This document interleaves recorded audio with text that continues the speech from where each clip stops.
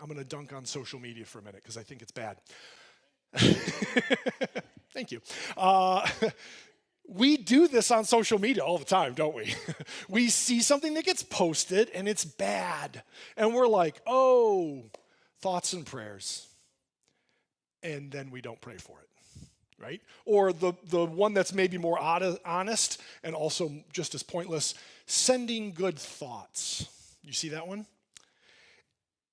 And so if you sit down and say, Lord, this is a problem, and I know it's a problem, and I'm going to pray about it, and I'm going to see what would you have me do in response to this, that's a different thing, okay?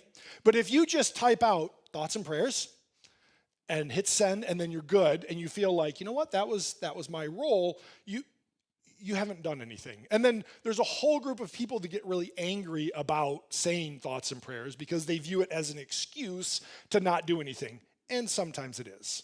The point is saying something like thoughts and prayers and then not praying and not actually doing anything about it is exactly the equivalent of James saying, go be warmed and filled, and ignoring the problem.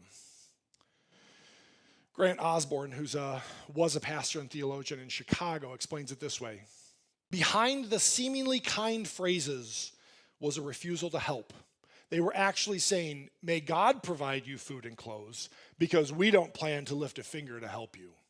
The prayer is actually, go away. We hope you find peace, but it won't come from us.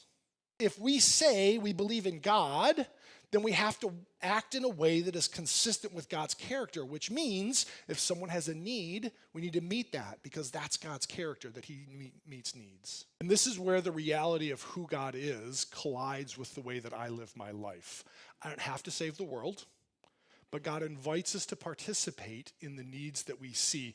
And if we're honest, we recognize that there are way more needs out there than we can possibly meet.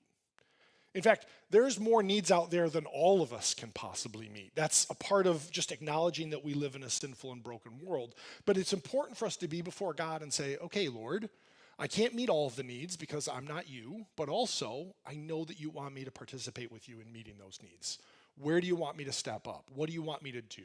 How do you want me to actually be involved with this? You can say thoughts and prayers, or you can actually pray about it, and you can actually think about solutions.